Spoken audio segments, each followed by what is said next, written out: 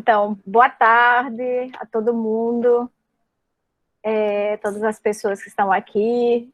Muito feliz, a gente está fazendo várias coisas hoje, né? A gente está encerrando o curso de Antropologia do Corpo e da Saúde e de Sociologia do Corpo e da Saúde, que foi ministrado pela professora Ebinalva e por mim no programa de pós-graduação de Antropologia e no programa de pós-graduação em Sociologia. A gente está tendo o encontro do Grupesc e a gente está tendo o encontro do Transes juntos, né? Graças à figura de Rosa Maria Carneiro, que fez o pós-doutorado agora aqui conosco na UFPB, orientada de Sônia e fazendo parte aqui das atividades do Grupesc, e que se dispôs, nesse momento, a nos apresentar uma primeira elaboração, pelo que até onde eu entendo, do que foi esse processo aí de pesquisa, né? Rosa todo mundo conhece, mas eu vou falar apenas umas coisinhas sobre ela, assim, você pode me corrigir, Rosa, se apresentar da sua maneira, mas Rosa, se a gente pega sua descrição, é mãe de 2, desde 2015, ela é professora adjunta 4 do Programa de Saúde Coletiva da UNB, também orientadora do Programa de Estudos Comparados, de Pós-Graduação de Estudos Comparados das Américas, na UNB, doutora em Ciências Sociais pela Unicamp, especialista em Gênero e Teoria Psicanalítica no Brasil, e fez estágio doutoral na Universidade da minha querida cidade de Barcelona, e agora conosco. Dizer, assim, é meu nome, e eu acredito que as outras pessoas do grupo concordam comigo, que ter você esse ano aqui foi um verdadeiro prazer e um estímulo muito grande, nos encheu de ideias, de alegria, de carinho, e assim, você tem esse caráter agregador. Terminar agora assim, com esse encontro Grupesc Transes é mais um presente que você nos deu. Então, eu queria passar a palavra à Sônia, não sei se também quer dizer alguma coisa assim, para a sua apresentação, e depois já passamos para você. Mas, assim, só agradecer, Rosa, essa sua gentileza e sua generosidade conosco nesse tempo. Muito rápido, estou super feliz pelo evento, por uma atividade junto com o Grupesc, que é uma parceria aí, né, que eu acho muito legal, muito potente, e super feliz de ouvir a Rosa também, agora nessa finalização do pós-doutorado, pena que grande parte dele durante a pandemia, então os encontros presenciais tiveram que ser suspensos, né, logo no iniciozinho, mas a Rosa, assim como trouxe uma grande contribuição para o Grupesc, trouxe também para o Transes. Rosa participa de nossas atividades e sempre com a contribuição, uma participação super legal, e também com as conexões, né? A Rosa é uma pessoa que conecta bastante, que articula as coisas, e isso é muito legal. Estou bem feliz de estar aqui e muito afim de te ouvir, Rosa. Bom, maravilha, gente. Então, eu vou começar agradecendo aqui, né? Eu quero agradecer muito. Confesso que essa semana eu tô com um gostinho na boca, assim, meio amargo de despedida, né? Mas faz parte. Em algum momento esse ciclo ele tinha que se encerrar. Não que eu considere os dados que eu vou apresentar hoje da pesquisa uma pesquisa concluída, muito longe disso. Mas eu queria agradecer a acolhida que eu tive em João Pessoa, carinhosa, agradecer ao Grupesc, ao Programa de Pós-Graduação em Antropologia da UFPB, e queria agradecer imensamente a Mônica, que foi com quem eu fiz o primeiro contato para iniciar esse processo do pós-doutoramento aí, e mais ainda a Sônia, pela parceria, pelos caminhos que a Sônia pôde, né, que eu pude abrir a partir da minha relação com a Sônia nesses 18 meses, e a possibilidade de estar em 2 grupos, né, a um só tempo. Assim, eu digo que esse foi um presente da pandemia, porque por conta do remoto, eu posso estar no Grupesc, também pude estar no Grupesc e também no Transes. E quando eu digo Grupesc, eu estou agradecendo afetivamente a todos que compõem o grupo, assim, que eu tenho um carinho muito especial. Espero que João Pessoa seja reatualizado e a UFPB na minha vida muito em breve, assim, no sentido presencial, tá? Gente, feito esses agradecimentos, eu vou compartilhar, eu estou até com receio, mas vamos lá, vou compartilhar duas telas, né, dois momentos de tela e a gente vai vendo se funciona, tá? Queria começar projetando umas imagens para vocês da artista que eu escolhi para compor o cartaz, né, de divulgação e que o Neto gentilmente me ajudou a conceber. Essa série é uma série da Júlia Bastos, é uma artista paulistana, muito jovem, mas ela me mobilizou muito porque ela dialoga muito com o meu universo de pesquisa contemporâneo. Essa série se chama Anamnese. A Júlia, ela é uma artista plástica que trabalha muito com memória e corpo. Eu vou tentar passar rapidinho aqui para que vocês possam ver. Essa é a primeira imagem. E aí são figuras de mulheres, são famílias, uma menção a árvores genealógicas, relações de parentesco, figuras maternas, bebês, corpos, imagens antigas, imagens mais recentes. Aqui a gente tem, né, uma menção a um cordão umbilical, mas uma avó ou uma cuidadora mais velha, pensando, né, nesse diálogo da minha pesquisa com as três gerações de mulheres. E aqui essa eu gosto muito, que é essa mulher que sai de dentro de uma casa, que é significada a partir dessas famílias, dessa família, desse conjunto, né, que é o que parece ser uma família na frente dessa casa, que tem os seus pés fincados no chão, mas que também é sobreposta em imagens onde ela não existe, ou onde ela é composta a partir dessas relações. Eu queria fazer menção a ela para não deixar o cartaz como se ele não tivesse sido escolhido propositadamente. Quem quiser conhecer o trabalho da Júlia, ela tem uma página pessoal, é simples de encontrar, eu não fiz a referência aqui, mas eu posso deixar depois. E eu queria só ler esse trechinho onde ela mesma se apresenta. O corpo e a memória, que formam a identidade, são utilizados como objeto de estudo a partir das vivências da artista. Assim, são trabalhadas diferentes abordagens desse corpo crítico que surge na construção do gesto, juntamente com a figuração. Vou fechar essa aqui e iniciar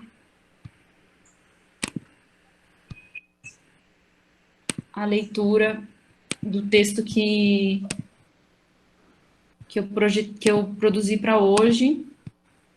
E depois eu vou projetar um slide bem sucinto, só com as principais categorias e ideias que eu procurei desenvolver no texto, tá? Gente, vocês estão me ouvindo? Continuam me ouvindo? Sim. Estamos sim. Rosa. Tá. Então, vamos lá. Ufa. A Mãe Carinhosa.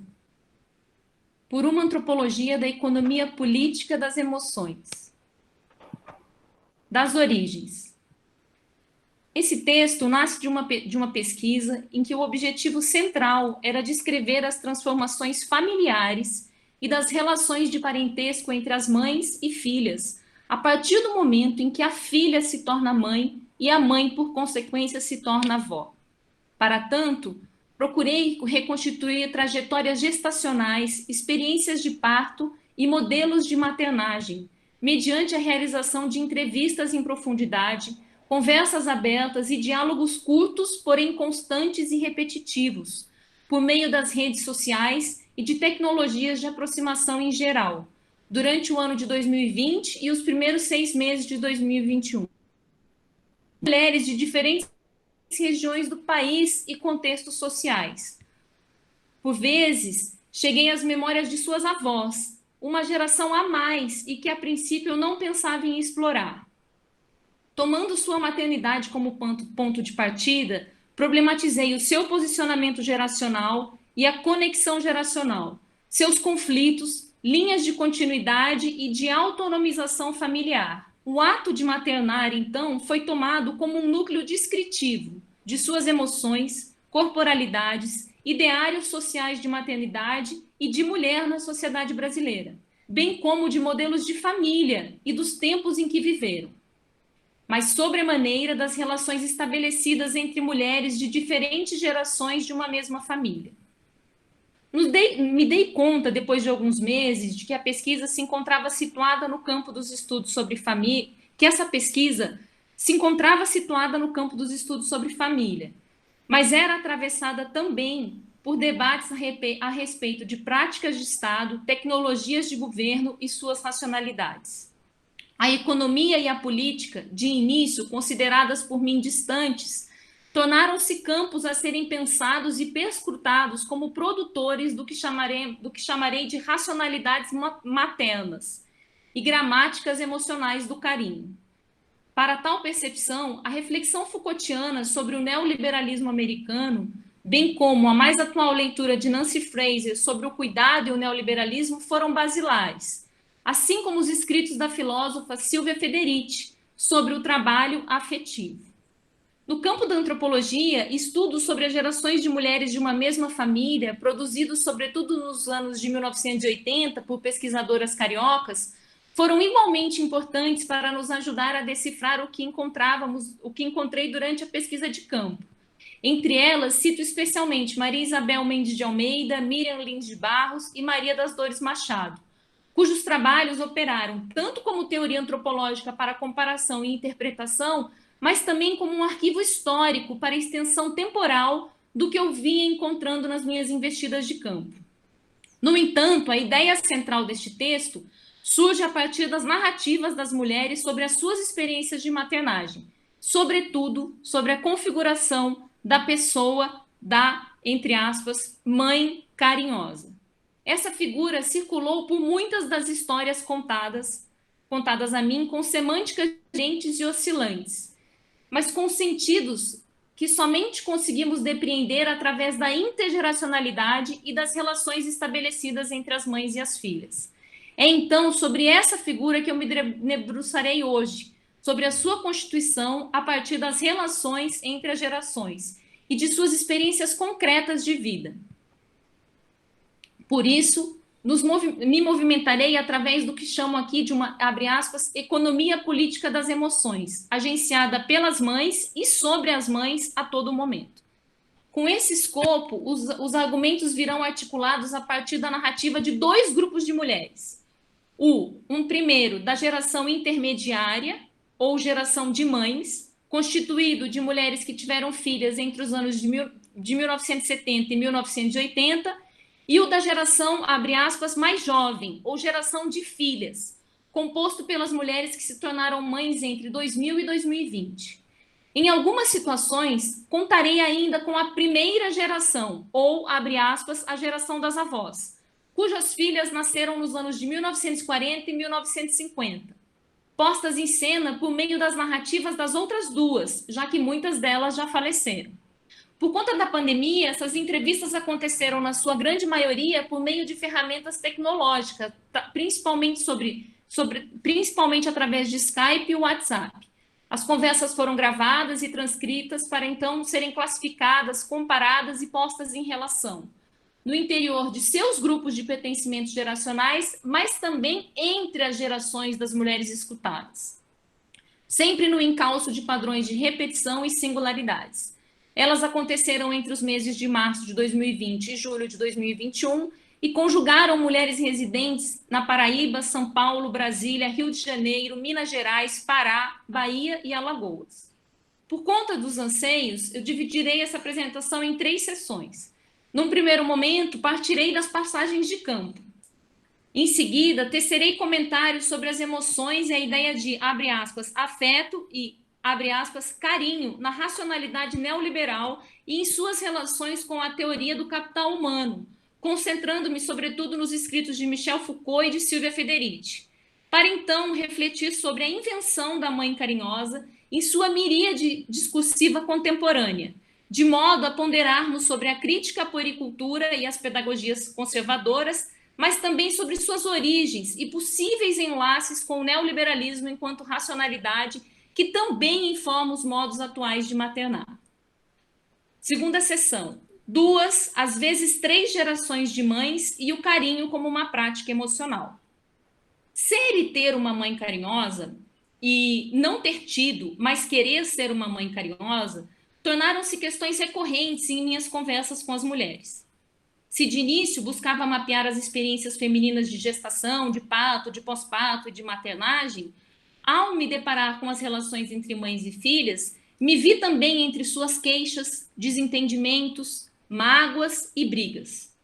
Logo no começo da pesquisa, uma de minhas interlocutoras, uma mulher da geração mais jovem, desabafou. Ai, pensei que você fosse me ouvir com a minha mãe. Nós duas juntas, impossível. Ufa! Eu logo pensei, isso não ia dar certo. Ela fazia menção ali a algo que a mãe não poderia escutar, talvez um segredo, ou então, como vi muito depois, uma série de divergências de pensamento e de leituras dos acontecimentos em suas vidas. De outra parte, me vi também diante da, abre aspas, mãe tabu, daquela da qual não se pode falar mal, nada negar ou tampouco questionar. Ou seja, diante das relações entre mães e filhas mitificadas.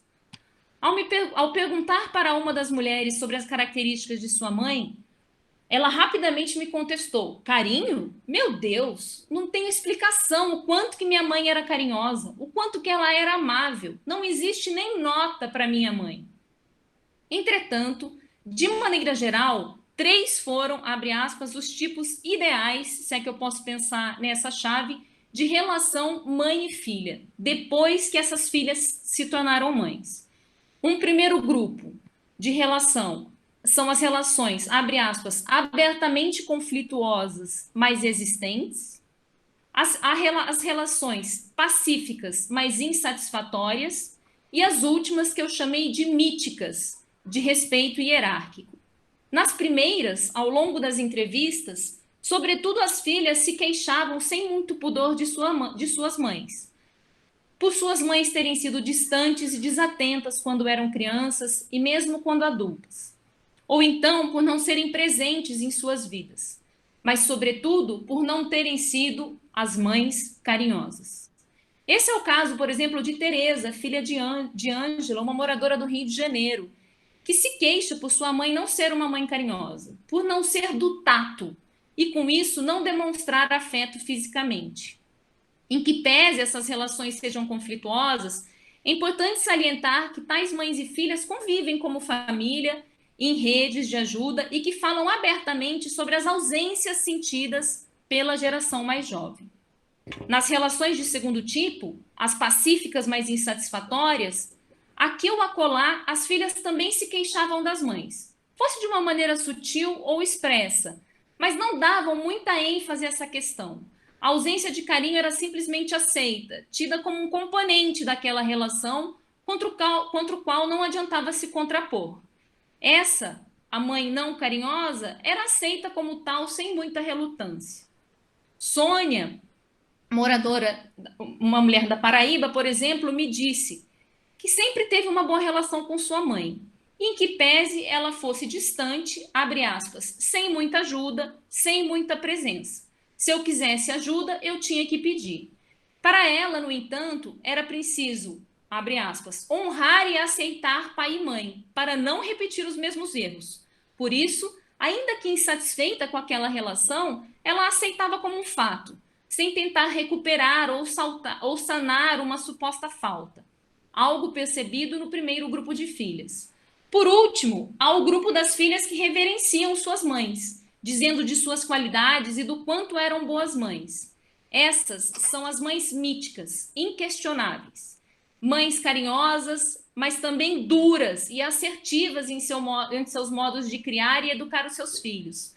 Vindo carinho nesse grupo descolado, tanto do tato quanto do afeto, mas muitas vezes alinhavado à autoridade.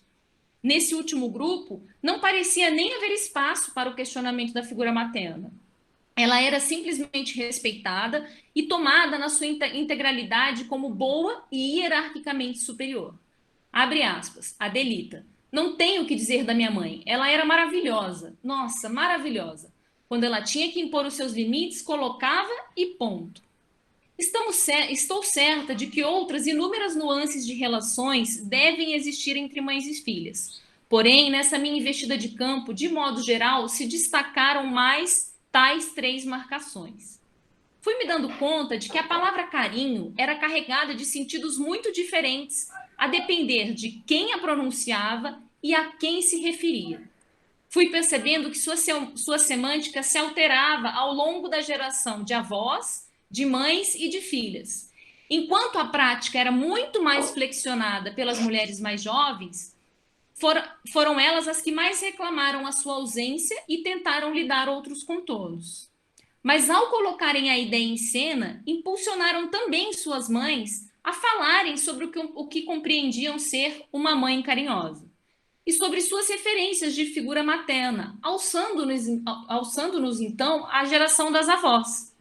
Vale dizer que tais filhas, as mães entre os anos 2000 e 2020, encontram-se imersas em uma ideia de mãe atravessada pela, abre aspas, natureza, abre aspas, afeto e abre aspas, apego, bem como por uma crítica de uma puericultura médica dogmática.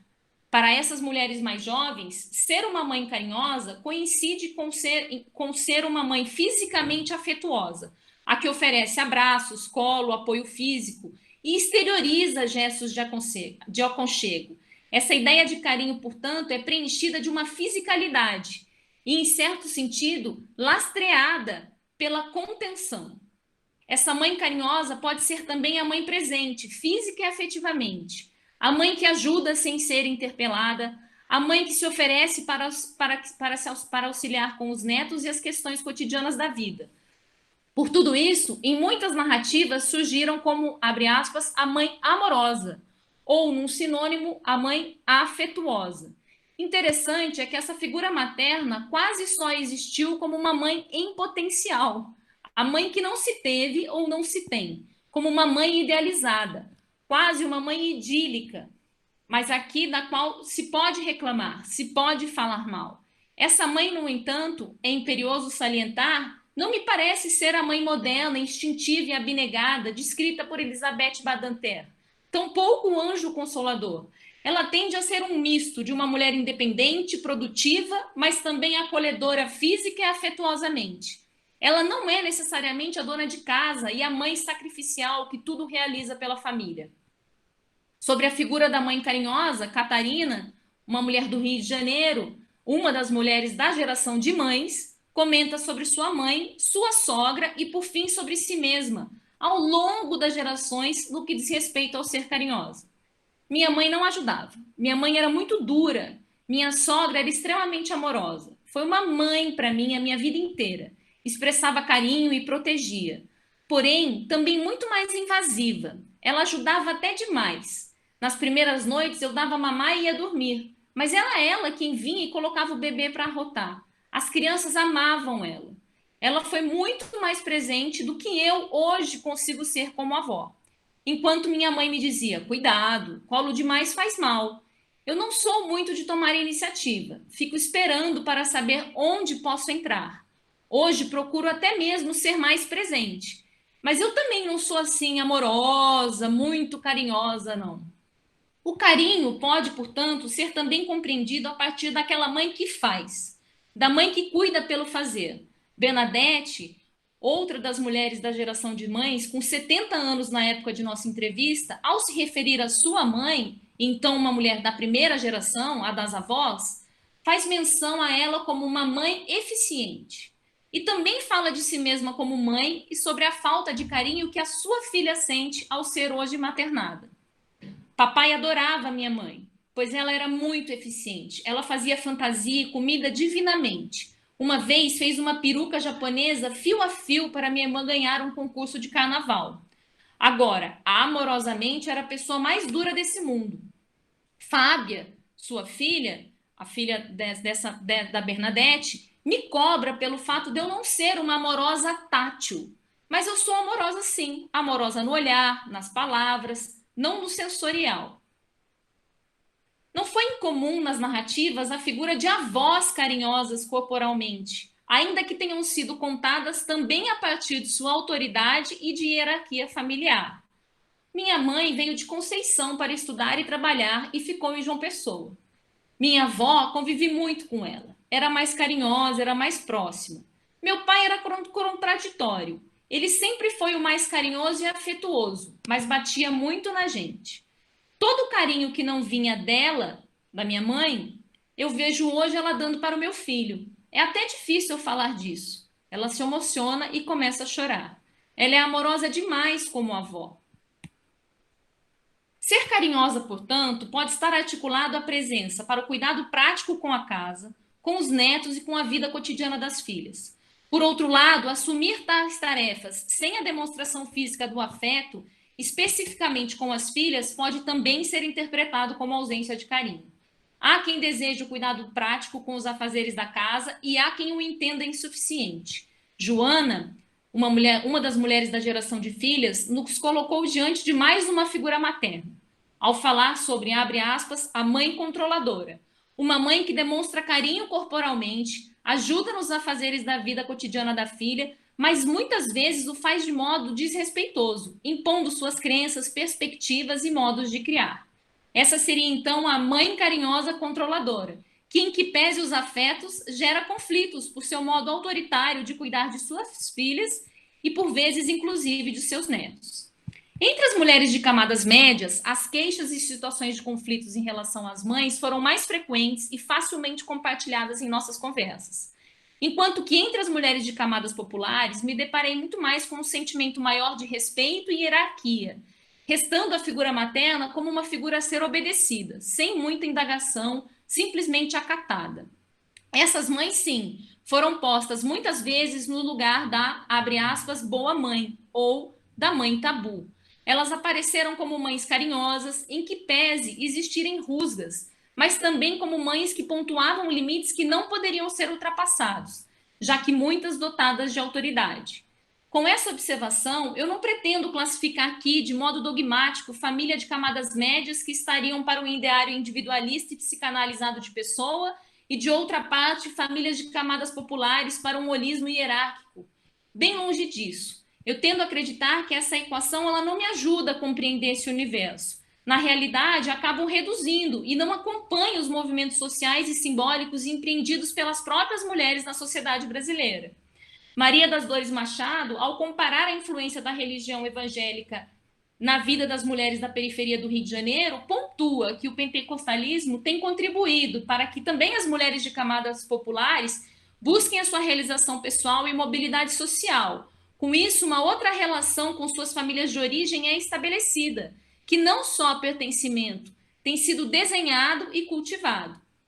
Elas também buscam cada vez mais os seus processos de, abre aspas, autonomização, e assim distanciando de propostas holistas de compreensão de pessoa.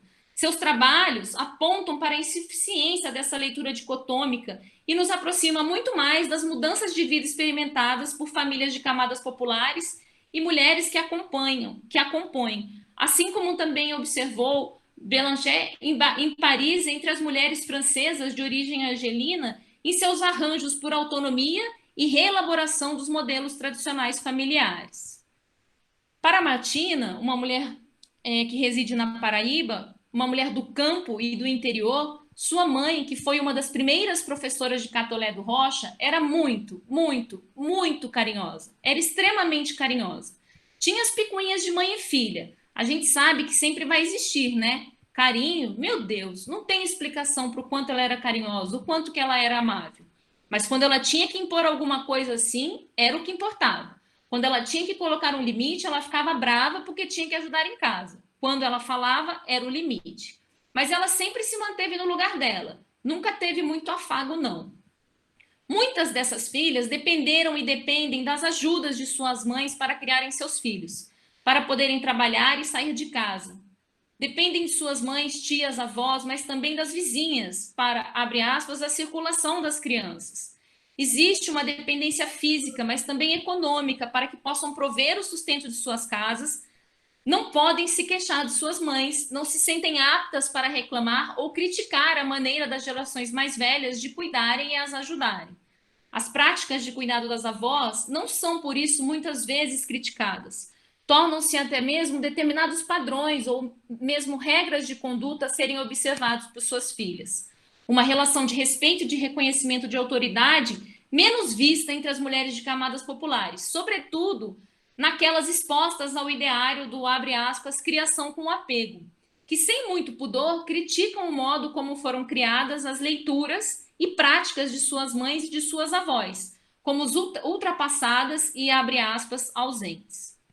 Existem, então, aspectos estruturais que certamente balizam o que pode ou não ensejar a crítica e os conflitos entre mães e filhas, bem como o que dá contorno de suas lógicas de dependência. Longe de nós, no entanto, longe de mim, no entanto, engessar ou homogeneizar ações entre tais mulheres, a despeito de seus pertencimentos de classe. As razões para suas práticas são bem mais complexas e serão exploradas mais no sentido de não dicotomizá-las, mas apontar que mesmo as leituras de pessoa postas pela tradição antropológica precisam atualmente ser matizadas. Eu vou pular esse trechinho aqui, porque senão vai ficar muito longo.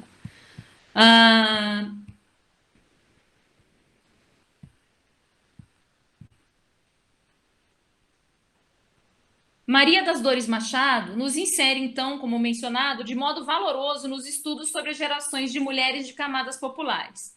Ela discute família, religião e profissionalização feminina, tendo a maternidade como um lugar de intersecção das gerações observadas. Os seus estudos não tratam diretamente da mãe carinhosa, mas me insere nas relações entre mães e filhas ao longo das gerações e transformações sociais e simbólicas experimentadas. Em minha pesquisa de campo, não foi incomum encontrar mães da primeira geração que haviam impulsionado suas filhas a estudarem e a deixarem suas casas antes do casamento, bem como postergarem a maternidade. Essas mães são valorizadas por suas filhas por tais práticas e podem ser vistas justamente por conta disso como mães carinhosas.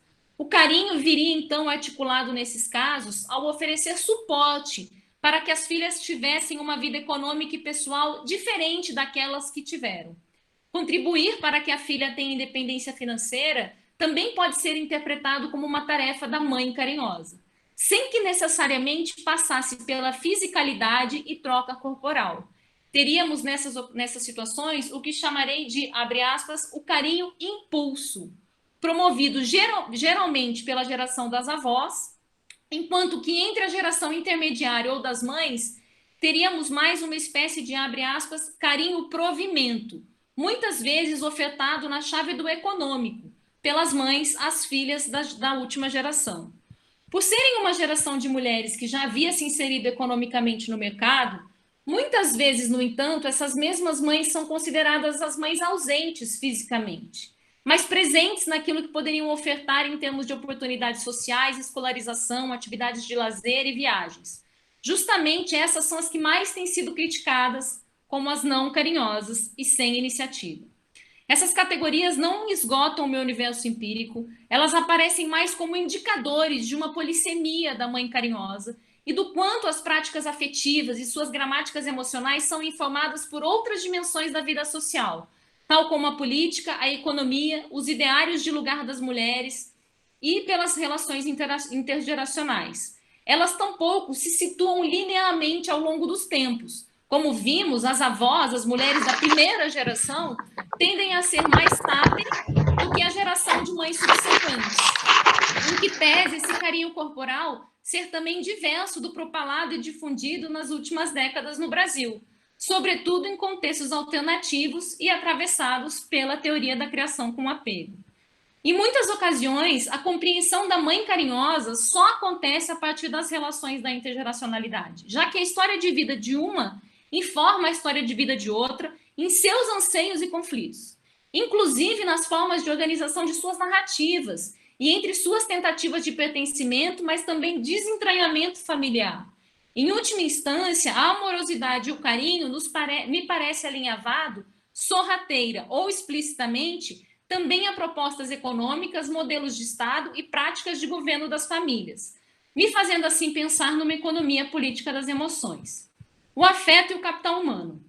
Michel Foucault, em sua aula de 21 de março de 1979, compendiada em O Nascimento da Biopolítica, nos fala sobre o neoliberalismo americano. Dos pontos elencados, o que mais nos interessa para esse momento é o da extensão da economia para aspectos até então considerados não econômicos, posto que por esse caminho Foucault chega à figura materna ao escrever sobre a teoria do capital humano. O filósofo detalha a centralidade do sujeito empresa no pensamento neoliberal, que, ao seu ver, é muito mais uma racionalidade de mundo do que um simples modelo de controle da economia. Em suas páginas, vemos como a economia é muito mais do que entrada e saída de ganhos e investimentos, como compõe e é composta pela circulação de pessoas, afetos, objetos e ideias sobre o mundo habitado. Se em seu interior os sujeitos passam a ser considerados isoladamente senhores de si mesmos, ou, abre aspas, sujeitos empresas, para existirem enquanto tais e para que possam se destacar, precisam singularizar-se. Precisam destacar-se, diferenciar-se, investir em si mesmos e cultivar a si mesmos. Tornam-se, por isso, premistas. Essa construção do sujeito empresa, segundo Foucault, acontece muito precocemente, ainda na infância, e nos processos de cuidado, de tempo e de afetos dedicado por mãe e pais na criação de seus filhos. Eu fiz aqui, eu não vou ler o Foucault na fonte, mas eu vou ler só o finalzinho, depois eu posso disponibilizar o texto para quem quiser ler.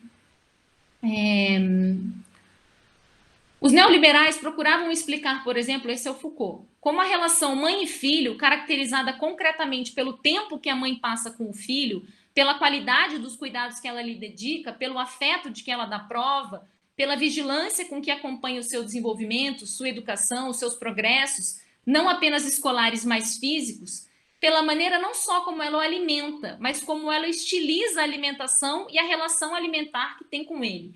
Tudo isso constitui para os neoliberais um investimento mensurável em tempo, um investimento que vai constituir o quê?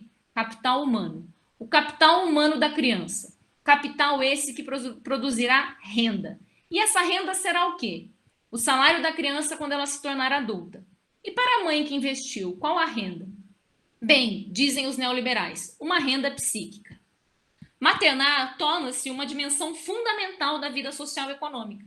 Foucault já dava destaque ao controle da vida por meio da reprodução e do manuseio dos corpos femininos no primeiro História da Sexualidade, mas também a partir da maternagem, das práticas da criação e do olhar para a infância.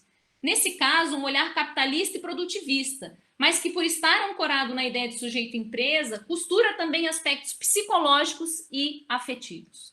A mãe não deve investir somente economicamente em instrução formal, mas igualmente em aspectos afetivos e psicológicos. Quanto mais tempo dedicado, mais capital humano e maior a renda a criança conquistará. Nesse sentido, abre aspas, quanto mais afeto ou quanto mais carinho a mãe ofertar, maior será a renda econômica daqueles que os receberam ainda na tenra idade. O carinho desponta, por consequência, como um investimento físico, mas notadamente econômico e financiarizado.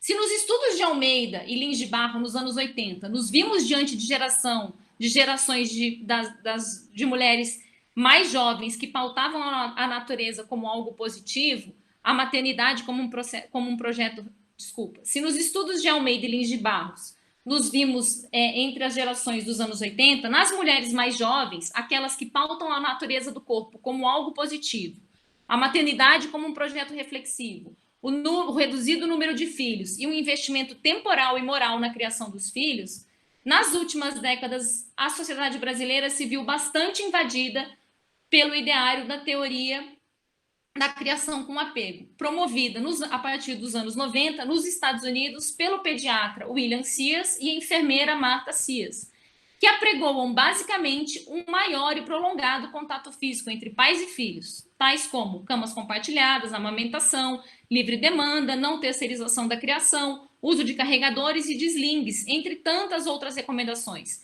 Esse ideário penetra a sociedade brasileira mais expressivamente no começo dos anos 2000, junto do nascimento da ideia do parto humanizado, sobremaneira entre mulheres e entre, abre aspas, casais grávidos de camadas médias, lastreados por uma visão alternativa de corpo, de natureza, de mundo. Mas pouco a pouco se expande, deixando de pertencer a nichos necessariamente recortados por classe. De modo geral, pode ser compreendido como uma crítica à puericultura que pesava e avaliava o desenvolvimento infantil a partir de métricas, empreendida geralmente por um médico distante que ditava às mães como criar e cuidar dos seus filhos.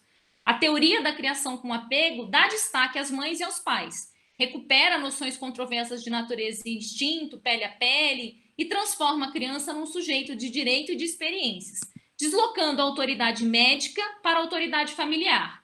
Essa, entretanto, diversa da autoridade familiar de outrora, porque é baseada em teorias e especialistas que devem, entre aspas, ser lidos e estudados por mães e pais. Cláudia Barcelos Rezende, ao analisar a ideia de maternidade e de dor do parto em gerações diferentes de mulheres no Rio de Janeiro, descreve como a maternidade se tornou, abre aspas, um projeto nas gerações mais jovens. Um projeto no qual é preciso investir e para o qual é preciso se preparar, de modo, abre aspas, ancorado em uma corporalidade. Em sua leitura, a maternidade tornou-se, abre aspas, uma escolha reflexiva, diferentemente do que os estudos de Miriam Lins de Barros demonstrava sobre as mães e as avós, a primeira geração e a geração intermediária. Deixa de ser um rito de passagem para tornar-se uma experiência física e emocional da mulher. Os bebês que antes eram conhecidos somente nos partos ao nascerem, são atualmente já nomeados e tratados como pessoa ainda intraútero, como bem pontua Chazan, sobre a contribuição da ultrassonografia e da tecnologia na criação do feto como pessoa. Os fetos recebem nome, quadros decorados e têm características físicas e emocionais ainda atribuídas na barriga. Na teoria da criação com apego, a vida intrauterina também é valorizada. A gestante deve se cuidar e se preparar para receber o filho, como não acontecia nas gerações de mulheres anteriores. Essa é a ideia de, abre aspas, uma maternidade projeto. No entanto, ela pode ser tanto uma crítica aos modelos operantes de puericultura e de olhar para a infância, como também um eco no âmbito mais doméstico das nossas vidas do projeto neoliberal de Estado. O filósofo Han, em A Sociedade do Cansaço, sustenta que nós padecemos de um excesso de positividade. Ao invés da invasão de micro-organismos externos, como vírus e bactérias que nos assolavam tempos atrás, isso já não se verifica tanto nos dias contemporâneos, há uma supervalorização da capacidade de fazer dos sujeitos. Sob a filosofia do yes, we can. Ao invés de recebermos mandatos externos, você deve, passamos a viver com o que aparentemente seriam mandatos internos, pessoais e autorreferenciados, numa aura de liberdade e que muitas vezes é mais eficiente para o controle e gestão da vida do que os imperativos de controles exteriores. Vivemos, segundo o filósofo, sob a hiperatividade e também sobre a ideia de um sujeito, abre aspas, projeto. Um projeto de si, a ideia de um sujeito neoliberal. Esse sujeito não encontra ponto de repouso, não descansa, e experimenta uma liberdade coercitiva. Uma das consequências desse desassossego é o cansaço patológico e uma série de síndromes psíquicas e emocionais, como o burnout. Alguns anos atrás, não ao acaso, as mães foram elencadas como um dos grupos que mais padecia de tal síndrome. Pensamos, assim como Rezende, que a criação dos filhos, na esteira do que tem sido vivido na gestação e com relação ao parto nas camadas médias, também se tornou, na atualidade, um projeto autoral, que carece de investimento, estudo e preparo. Um projeto de maternagem que precisa dialogar com a teoria do apego e sua disciplina positiva. O objetivo final é muito ambicioso, qual seja, criar uma criança ética, emocionalmente segura e capaz de prover a si mesma.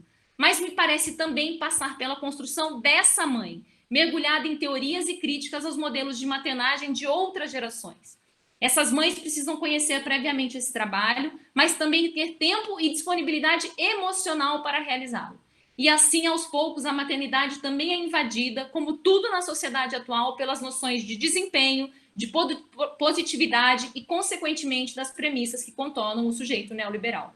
Como bem pontuou Foucault, no trecho que abriu essa sessão, quanto mais tempo, mais afeto e presença as mães concederem aos seus bebês, crianças e adolescentes, mais capital humano será nelas embutido e maior será sua renda econômica futuramente.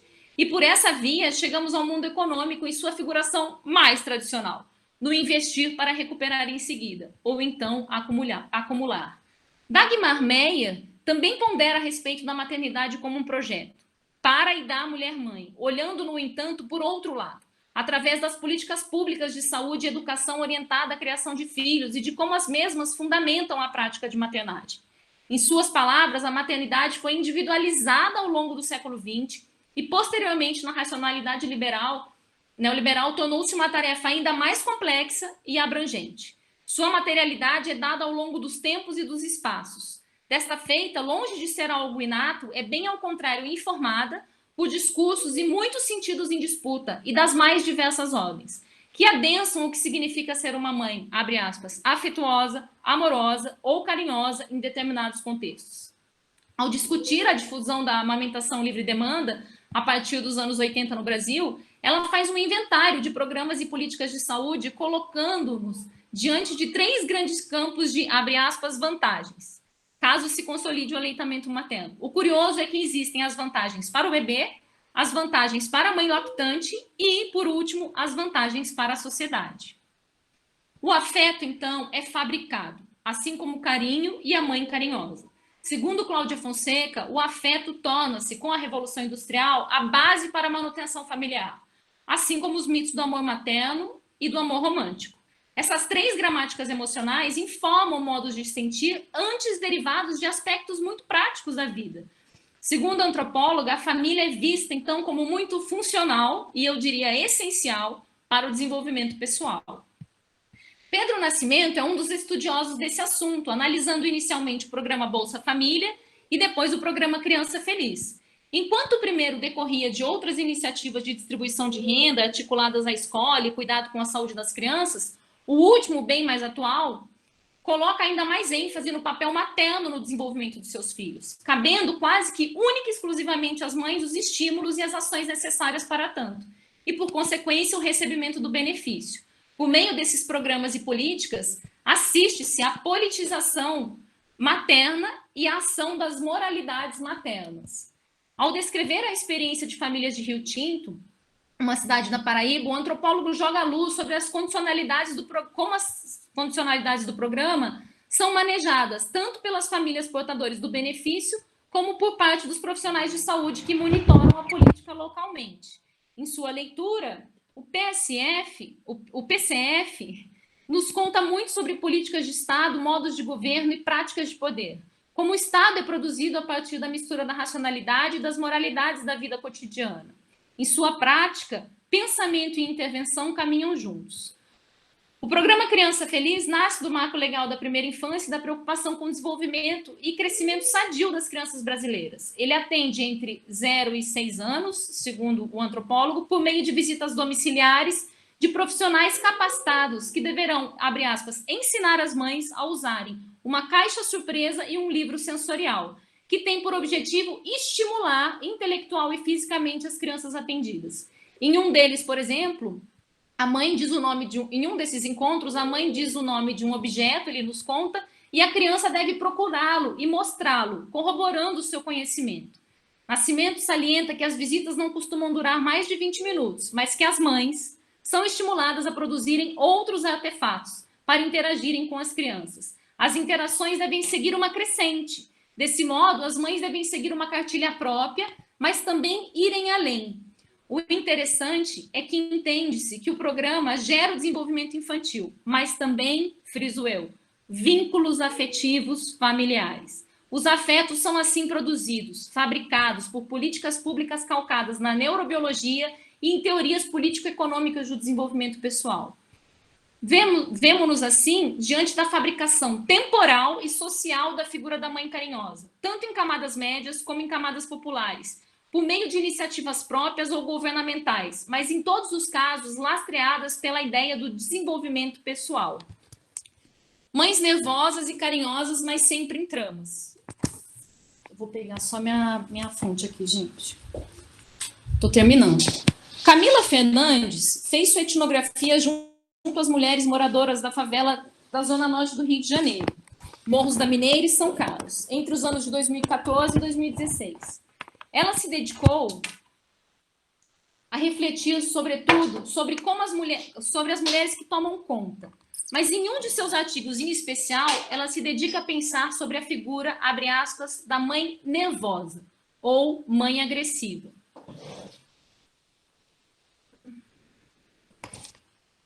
Elas seriam consideradas, abre aspas, mães secas, as mães que não dão amor ou a mãe que nem abre a mochila do filho. é quase sempre tida como responsável pela desestruturação de seus filhos, por sua desordem físico-moral, como já pontuara Duarte em seu trabalho sobre o nervoso. De outro lado, salienta que também a psicanálise reforçou o ideário da mãe suficientemente boa, fazendo uma alusão à leitura winnicottiana, e da figura feminina como aquela que se realiza no papel materno e que, por isso, quando lhe escapa, é entendida como patológica. Por outro lado, ao ouvir as próprias mulheres, as mesmas não entendiam que agrediam seus filhos, muito embora existissem e existam as mães que batem, as mães que xingam e as mães que espancam. Xingamentos, palmadas e até mesmo objetos lançados na direção das crianças não eram incomuns no contexto analisado por Fernandes. No entanto, de outro lado, as mães lhe confessavam ser sozinha para tudo, ou de como tudo era em cima delas. Esses sentimentos, segundo a antropóloga, compõem um mergulho no caos materno, ou no que ela chama, Bemendo Diniz da Silveira, de O Reino das Mães, por onde ela se movimentou por quase dois anos. Para compreendê-los, se dispôs a refletir sobre a raiva ou a ira enquanto uma emoção, sendo, como comenta Maria Cláudia Coelho e a Cláudia Rezende, sendo que o que está em jogo não é somente a pessoa que sente a raiva, mas também o conjunto de relações sociais ao seu redor. O nervoso e a raiva materna precisam ser lidos, em sua opinião, à luz da exaustão experimentada por essas mulheres. Uma exaustão eminentemente relacional e que precisa ser considerada à luz de condições concretas de vida e de algumas de suas dinâmicas. No que Fernandes toma como um pensamento maternal, duas seriam as possíveis, abre aspas, causas dessa agressividade. O bater para evitar o pior, segundo o qual as mães batem para educar e evitar que os filhos se tornem, entre aspas, bandidos ou prostitutas e cedam ao tráfico ou aos donos do morro, mas também, abre aspas, o bater para descontar, que aponta uma lógica comunicacional entre quem apanha e quem bate, estando a agressão para além da violência em si, nos moldes do tematizado por Maria Filomena Gregório, em Cenas e Queixas, um estudo sobre mulheres, relações violentas e prática feminista. A raiva materna pode, nesse diapasão e aos meus olhos, nos dizer muito mais do que se passa em um só corpo ou entre dois corpos, o da mãe e dos filhos. Ela nos conta sobre abandono e violência estatal, a respeito da sobrecarga materna e do quanto a nossa sociedade insiste em conter e patologizar esse sentimento para que as mães sigam sustentando um modelo de cuidado que deveria ser social e coletivo. Se pensarmos por esse prisma, as mães são julgadas por sua raiva, mas a raiva que as mesmas sentem é do mundo, gerada e impingida por todos nós, numa malha de relações que se enfeixam na figura da mãe e bate, espanca e xinga. Em outro artigo, Fernandes escreve sobre a mãe que, abre aspas, não aguentou e explodiu. Essa também seria o avesso da mãe carinhosa, a mãe ruim, a mãe maldosa, a mãe destemperada, mais uma vez acusada de terem filhos demais ou de serem mães novinhas demais. O meu intuito, ao arrolar os dados etnográficos de Camila Fernandes e de Pedro Nascimento, é olhar para a mãe carinhosa ao lado da mãe nervosa. É menos opor mães de camadas médias a mães de camadas populares. Essa saída interpretativa seria maniqueísta e reducionista. Interessa-me muito mais refletir sobre o carinho como que está para além da pessoa que o recebe ou de uma característica que informa a figura materna, desvelando assim o conjunto de relações que está ao seu redor e à luz das condições concretas da vida. A figura da mãe carinhosa viaja por tempos e espaços. Ao refletir sobre a mãe nervosa ou raivosa de Camila Fernandes, pergunto-me em que medida não seria essa mãe também uma mãe carinhosa, haja vista a sua lógica de que bate para evitar o pior, ou para fazer com que os seus filhos não cedam aos donos do morro. O carinho só pode ser compreendido na experiência. A figura da mãe carinhosa se desenha somente na experiência, informada por moralidades maternas e amparadas em tecnologias de poder, como bem pontua Nascimento. Ela se transmuta, assim, em fisicalidade, tato, provimento, exaustão, proteção, violência, tornando-se, por vezes, antítese do que a ideia de carinho poderia, a priori, nos ensejar. Enquanto ideia, envolve uma comunicação entre mães e filhas, mães e filhos. São projetos de maternagem tecidos pela sociedade e pelo Estado, mas também costurados pelas próprias mulheres em seus arranjos possíveis, familiares e geracionais. Por meio delas, as gerações se comunicam em contração e extensão, em processos de autonomização, mas também de entranhamento familiar. Gerações atravessadas por economias políticas que desenham suas emoções através de gramáticas emocionais. Algumas considerações finais.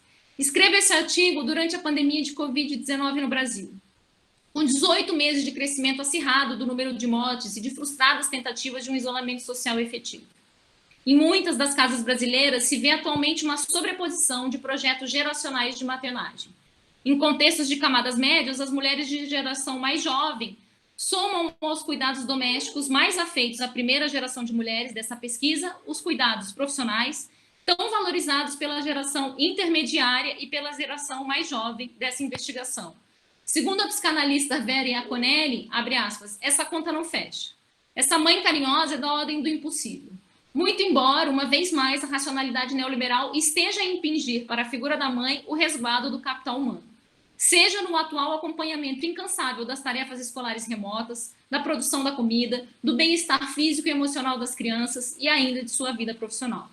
Nas camadas populares, sem as escolas e as creches por tanto tempo fechadas no Brasil, as mães têm de agenciar as suas próprias redes de ajuda e de apoio, como podem e a partir de sua solidão, procurando minimizar os riscos e os perigos do contágio, da morte e da falta de assistência social.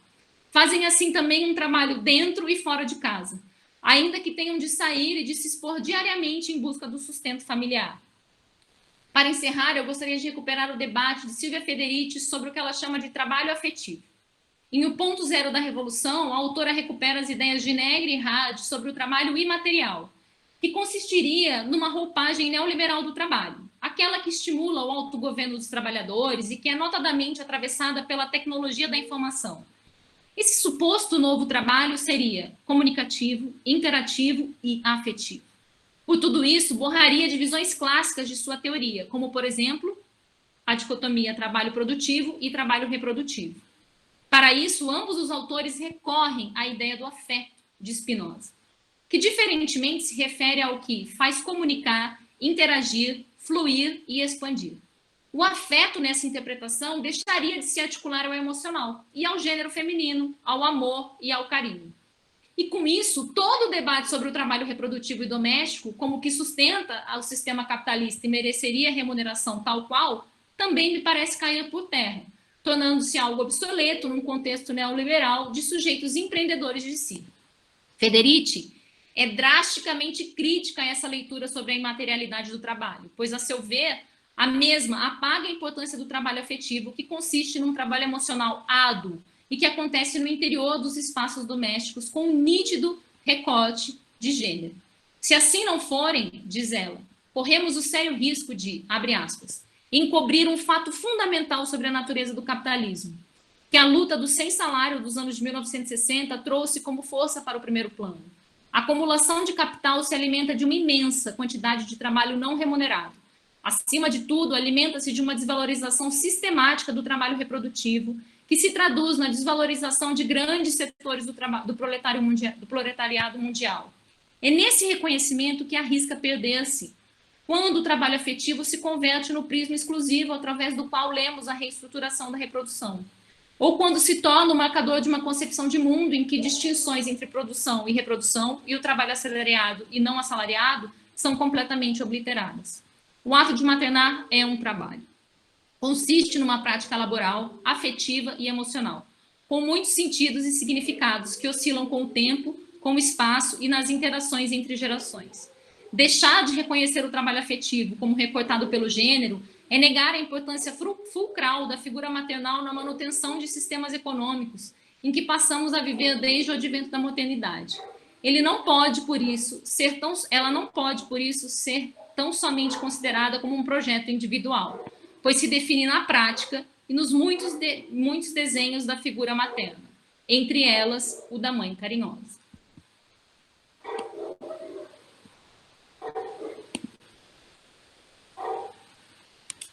Gente, e aqui eu vou só tentar, eu prometo que é rapidinho, eu vou só tentar apresentar aqui a telinha que eu tinha feito, que eu acho que é importante, porque são muitos muitos conceitos, muitas ideias.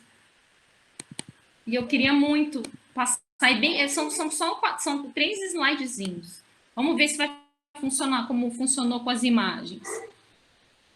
É uma síntese mesmo, assim, das principais categorias que eu fui procurando costurar, desenvolver. Parece que vai aparecer, né? Apareceu, Rosa.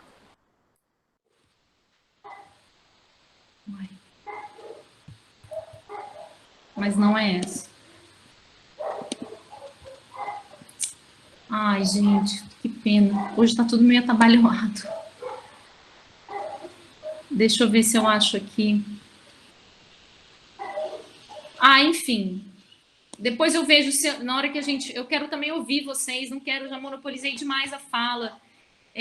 Mas eram slides onde eu só frisava os tipos de relações, né? Os tipos de as gerações, como eu fui pensando as gerações de mulheres que eu tenho escutado, os tipos de relações que elas estabelecem, né? Os 3 tipos de relações, a ideia de carinho provimento, de carinho tátil e de carinho impulso. E aí eu vinha com o slide final com os principais conceitos que eu tenho tentado operar. Tem uma coisa que é muito importante eu dizer, que eu não disse no começo.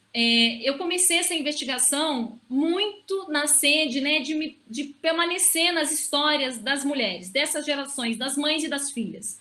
Muito atenta a essa relação conflituosa ou afetiva entre elas a partir do momento em que a filha se torna mãe.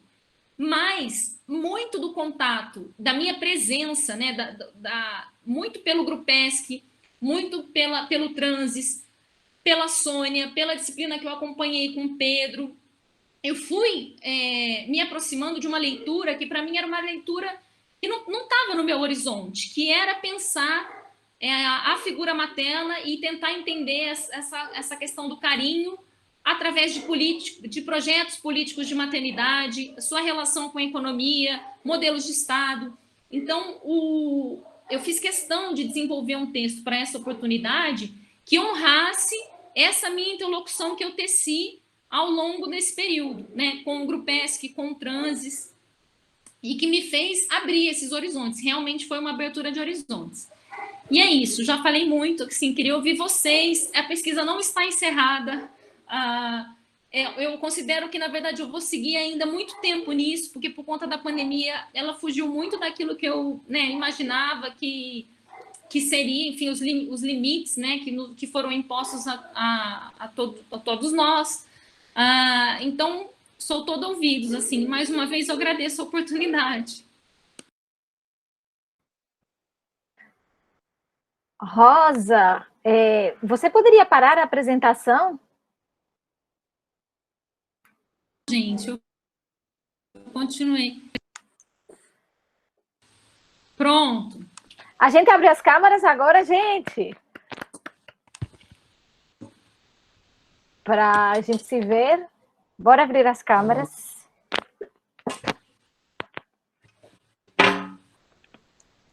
Tem gente chorando. Rosa, só te dizer, depois você vai ver que vai ficar gravado, né? Mas tem muitos elogios aqui no chat, muitos elogios, entre eles o meu também. Cobranças de artigos, do artigo, entre eles o meu também, a minha cobrança. E está aberto aqui a inscrição para quem quiser comentar esse trabalho maravilhoso.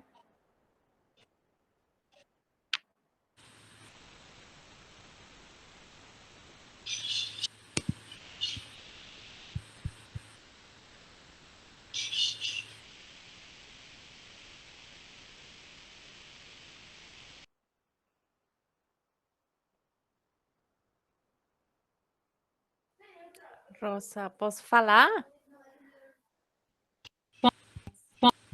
Vai, Clara. Oi, Rosa. Eu amei tua apresentação, parabéns assim, pelo trabalho. Nossa, bastante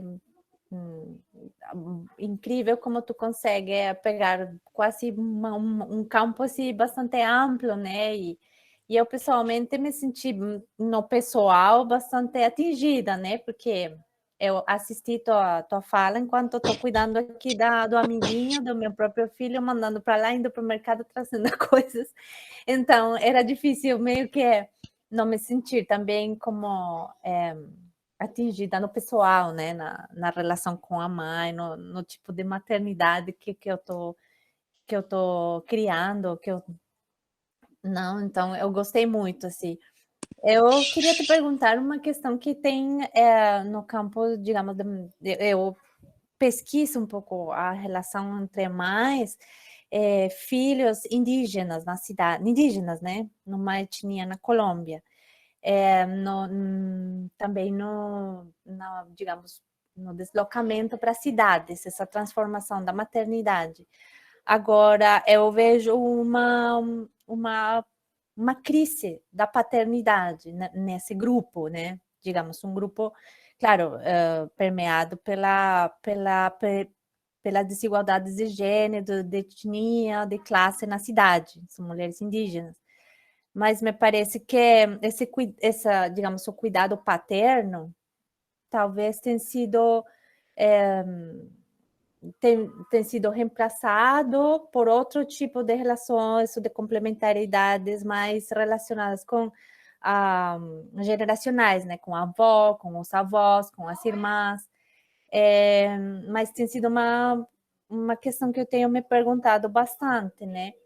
No caso dos indígenas e da mais, digamos, a quantidade de mães solteiras, de mães que acabam criando sozinhas seus filhos, coisa que não acontecia, digamos, em contextos talvez mais tradicionais. Não sei se tu chegou a pensar um pouco sobre esse assunto. Eu vejo que está bastante centrado na maternidade, né? Mas eu queria ver onde está a paternidade, digamos, se tu pensou um pouco sobre aquilo. Mas parabéns, Rosa. Talvez a gente poderia tentar juntar, se alguém mais quiser falar.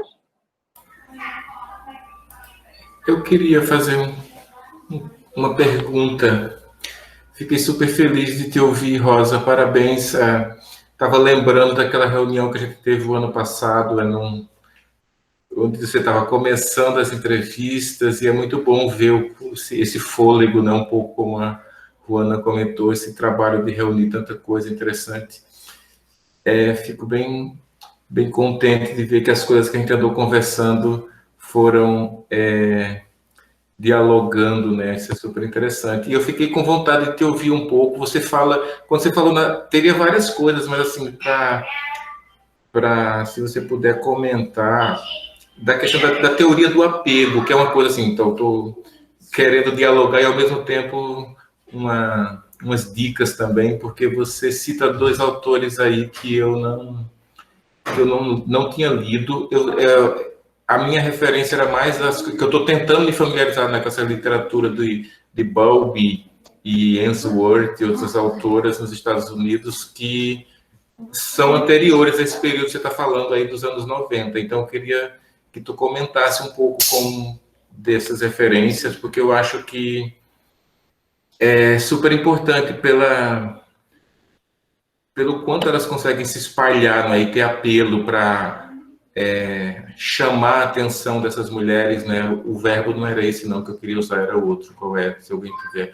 Mas nesse sentido de trazer do apelo que tem mesmo, né? Para poder demandar dessas mulheres cada vez mais essa coisa missionária, né? Da maternidade como essa missão que você tem que investir para que você possa ter esse retorno, né, no futuro. Então, é mais nesse sentido dessa referência, ver se você tiver mais desse povo que eu tenho vontade de continuar discutindo, né, e pensando sobre isso.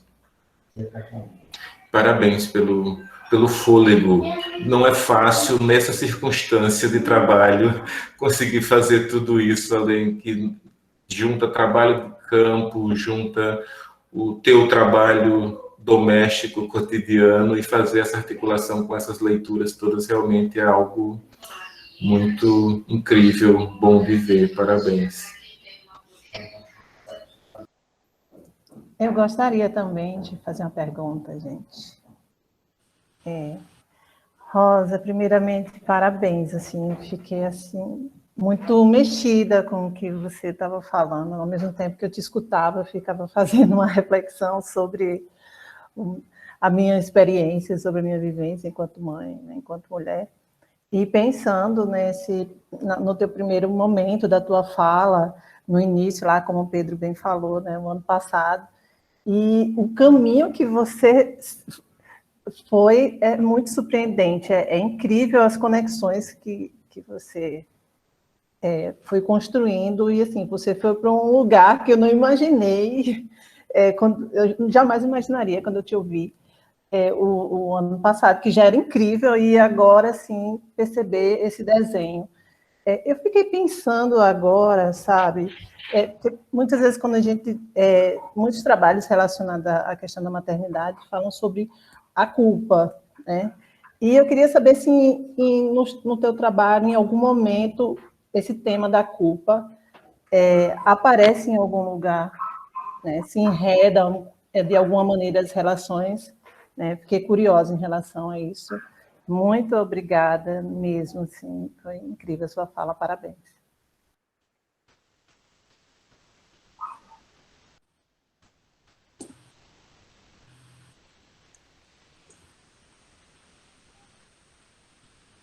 Como a gente faz, Mônica? Alguém quer falar? Gente, eu vou ficar com o meu microfone e a minha câmera aberta, porque tá oscilando, as imagens ficam pipocando, então eu não vou mexer mais, eu vou deixar desse jeito, tá? Se Eu acho vocês que ouvirem... podemos juntar, né, esse primeiro, né, que já teve algumas questões, e depois a gente abre mais para você poder ser, assim, não Tá ficar bom. agoniada com muitos inputs. Tá. Bom, vamos lá. Vou começar pela Ruana. Eu achei que a Mônica ia me fazer de novo essa pergunta, porque a Mônica é sempre a que me pergunta sobre os homens nesse universo, né? E eu sabia, e assim, não sei se quando eu acho que trago a fala da Ana, a Ana fala do pai dela, né? Que o pai era mais carinhoso, muito embora ele fosse contraditório, porque ele batia, mas ele era mais carinhoso. Então, assim, ela não consegue, né, na narrativa. É paradoxal, mas ao mesmo tempo o carinho está ali, né? Por mais paradoxal que seja no processo de compreensão, afetivamente, pelo que ela narra, está ali. Então, curiosamente, os homens tendem a aparecer da seguinte maneira. Eu confesso que não é o meu foco, tá? Assim, eu não invisto muito em perguntas, então, assim, se aparece com intensidade delas, aí eu vejo onde a coisa corre. Mas o curioso é que quase não aparecem, ou quando aparecem numa suposta inversão do que seriam os papéis de gênero. Então, por exemplo, quando a mãe é uma mãe não carinhosa, esse carinho, seja na chave, seja o carinho afetivo, ou seja o carinho provimento, tátil ou provimento, ele se aloja numa figura masculina, ele se aloja nos pais, né? E quando eles aparecem, pelo menos em algumas duas situações, nas conversas com duas mulheres, são homens, digamos assim, entre aspas, mais frágeis, que também destoam de um padrão de masculinidade, né? Então, assim, para te responder, aparece pouco porque fica nessa relação mesmo da mãe e da filha, talvez porque eu também leve para essa direção, né? Então, assim, pensar na produção da narrativa delas, a gente que está no trânsito pensando sobre narrativa, tem, acho que também, nitidamente, essa minha contribuição, né? Dos impulsos que a gente acaba conferindo, mas quando eles apareceram, curiosamente, apareceram na chave de quem ofertava esse carinho desejado. Então, é como se o carinho desejado, que é sempre aquele que elas não têm, que as filhas não encontraram, que é o que eu chamei de um carinho sempre em potencial, né? É aquele que poderia existir. Às vezes ele se corporifica na figura dos pais, né? Mas eu tenho que olhar mais para isso, eu tenho que investir, que não era o foco aqui, né? Nesse texto. Para esse texto, é o que eu falei, eu tentei sistematizar os aportes e as entradas, os diálogos que eu teci, né, nas disciplinas, nos nossos encontros do grupo, mas eu tenho sim que olhar para isso, pensar sobre isso com atenção. Pedro, sobre a teoria do apego, né?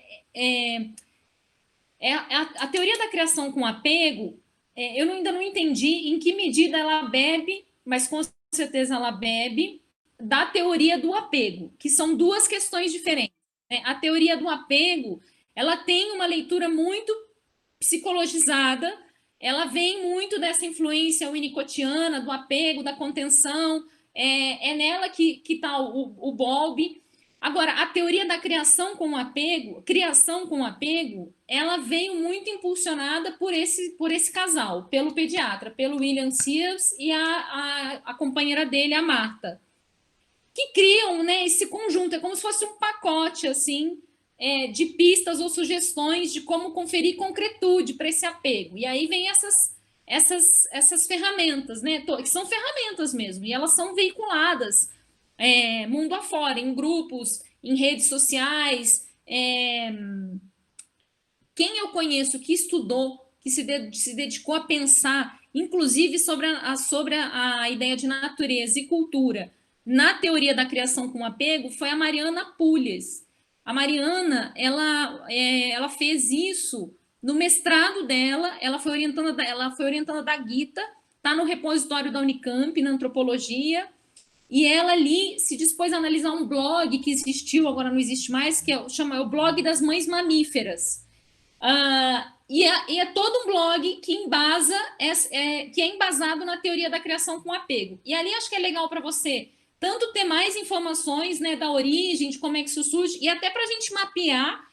Eu fico com uma sensação, porque esses dias eu esbarrei nesse Bowlby, entendeu? Nesses dias eu esbarrei num livro que saiu pela Cultura Acadêmica da Unesp, cujo título é Teoria do Apego, e eu achei que eu ia encontrar esse pacote da cama compartilhada, a contenção, uso de carregador, a presença, a amamentação livre demanda, mas não, é muito mais uma dimensão emocional psíquica mesmo, né, do apego. Mas acho que uma coisa deve dialogar com a outra. Acho que é muito bacana a gente pensar em fazer uma genealogia desses pontos de incorporação aí, né, dessa vertente, como é que chega aqui. Mas se você, né, você falou assim, quem que eu conheço, por onde que eu acesso essas informações, eu sempre vou beber da dissertação da Mariana, porque é a que eu conheço que mais investiu nesse debate. Depois Mariana o quê? Como é o sobrenome? Eu vou colocar aqui no chat. Pulles. Mariana Pulles. Ela ficou famosa por um texto dela sobre violência obstétrica, mas a dissertação de mestrado dela é incrível. Mariana. Joia. Acabei de achar no repositório. Obrigado. Obrigado. Muito legal. Bom, e eu que te agradeço, porque os seus textos para mim foi uma coisa assim, foi uma abertura, entendeu? Para eu ampliar os meus horizontes. Luciana, a questão da culpa. Pois é, uma coisa curiosa, né? A geração intermediária nos estudos da Lins de Barros, é porque eu procurei manter, gente, era isso que eu ia projetar no slide. Eu decidi seguir com as categorias que elas criaram nos anos 80. Por quê? Porque é o que eu falei no momento do texto. Eu vou trabalhar com essas 3 etnografias como um registro histórico também, entendeu? Desse lugar da mulher, de como elas se relacionavam. Então, eu decidi manter as categorias da Miriam Lins de Barros, só que eu não trabalho com a última categoria, que é a das avós, né? Eu não consegui ouvir a voz, nem passou assim, né, pela minha ideia inicial, mas as avós começaram a chegar pelas narrativas das filhas e das mães. O que eu vejo é que, o que mais me chamou a atenção, na geração intermediária, que é a geração das mães, das mulheres que tiveram filhos nos anos 70 e nos anos 80, se eu pensar num contexto de camadas médias, elas se sentem interpeladas pelas falas das filhas, porque as filhas abertamente dizem que sentem falta disso, daquilo e aquilo outro. Agora, o curioso é que, na maneira como elas narram, elas não se veem muito afetadas por essa ausência que as filhas detectam. Elas me diziam, ela me disse, por exemplo, eu me lembro de uma situação, numa conversa que a gente tinha, ela disse que eu não sou carinhosa, mas eu acho que eu sou, do meu jeito, eu prefiro ser dessa maneira. não vinha uma culpa, assim, diante dessa rusga, dessa cobrança, né, das filhas. Agora, o que eu percebo? Eu percebo a culpa na geração mais jovem, na geração contemporânea, digamos assim, das mães. Porque daí são as mães que têm que observar esse script da criação, e até mesmo as mães de camadas populares e beneficiárias das políticas públicas, que então tem que fazer para ter acesso ao benefício, que se cortar o benefício a responsabilidade é dela, e aí a culpa, ou das mães que não conseguem estar nesse pacote, que é a conta que não fecha, para os seus filhos, e aí se sentem culpadas. Então eu acho que é uma coisa mais recente, né? Eu acho que é uma coisa atual, contemporânea, e não tão trabalhada, não tão esmiuçada, sofrida nas duas gerações anteriores. Eu estou vendo que tá entrando perguntas aqui no chat. Como que Sim, tem duas perguntas aqui, uma da Elisângela. Rosa, cabe também analisar que os filhos e filhas cobram de suas mães o que a sociedade impõe como modelo de mãe ou mãe carinhosa. No decorrer da sua fala, me vi em vários recortes com minha própria mãe e avós, e comecei a refletir se eu não cobrava ou culpava as mães de minha família, ancorada nas expectativas que sobrecarregam as mulheres. Muito instigante sua pesquisa. Mohana pergunta, o carinho apresenta-se como cuidado ou o carinho fica no âmbito das afetividades? E Edinalva Rosa, seu estudo provoca muita reflexão antropológica, mas também existencial, e gostaria de te ouvir acerca dos desafios da pesquisa. A gente poderia juntar mais alguma pergunta? A Luciana estava inscrita. A Luciana estava inscrita. Sim, desculpem. Luciana, então. Eu tô atropelada, Rosa. Tô atropelada, não tô nem passada, tô atropelada. Eu tava aqui, gente, me vi muito, tava conversando com Camila aqui, essa questão da criação com apego. Ai, meu Deus, minha história de maternagem. Uma das coisas, Rosa, que eu fico pensando é que eu percebo essas ferramentas, né, da disciplina positiva, da comunicação não violenta, da criação com apego, como você falou mesmo, assim, como ferramentas, né, como instrumentos que ajudam a lidar com as situações, né, inclusive no processo de autorreflexão da gente. Aí, nisso, eu percebo que entra o que a Luciana falou da culpa, percebo muito, e também o quão sufocante é você ter que dar conta, né? Essa exigência, essa cobrança, né, de você ter que. E aí, essa história, principalmente da criação com apego, eu acho que ela é... Eu li muito sobre isso nos primeiros meses de vida da minha filha. Eu tive dificuldade para amamentar, então entrei em grupos de amamentação, etc. E, assim, li muito sobre criação com apego. E uma das coisas que me marcou muito é que eu percebo um recorte de gênero muito forte, e de classe também, sabe? Eu percebo que essas ferramentas, elas são formas das mulheres das classes médias e altas se instrumentalizarem para maternar, sabe? Eu não percebo, inclusive, eu estou até com um livro aqui que eu comprei esses dias, da disciplina positiva para criança de 3 a 6 anos, e uma das coisas que eu estou fazendo essas leituras, porque eu não consigo ver, o meu campo é com mães periféricas, né? E eu não consigo ver essas ferramentas orientadas, né, para a realidade das classes periféricas. Eu não consigo, eu não sei se é uma deficiência minha, assim, no que diz respeito à falta de conhecer outros trabalhos, mas o que eu conheço de blog, de site, enfim, de textos, de livros, é muito isso, assim, é meio que uma imposição, né, de como a mulher deve agir para maternar, né? Para que seu filho não seja um adulto traumatizado, não seja um adulto, como é que se diz? Enfim, né? É aquela coisa do BLW, a coisa da cama compartilhada. O BLW, para quem não conhece, é um método de introdução alimentar, quando a criança passa a comer comidas sólidas, né? Então, e aí eu fico pensando muito nisso, sabe, Rosa, que eu não consigo ver outros públicos que não as mulheres das classes médias e das classes altas sendo orientadas, instrumentalizadas por essas teorias. Não sei se está certa, assim, minha percepção. E muito obrigada. Sônia.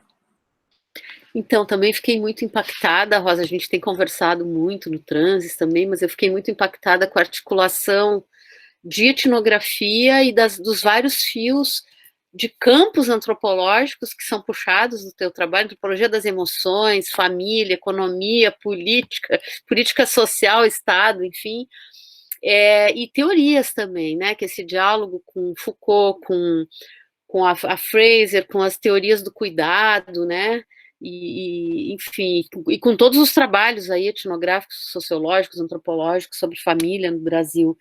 Então, estou muito impactada mesmo. Fora a questão também de identificação, né, com os afetos e com as coisas que são produzidas aí, como mãe, os dilemas entre o carinho e a responsa, né, o carinho, a disciplina, entre limite e não limite, quer dizer, são dilemas que estão presentes o tempo inteiro.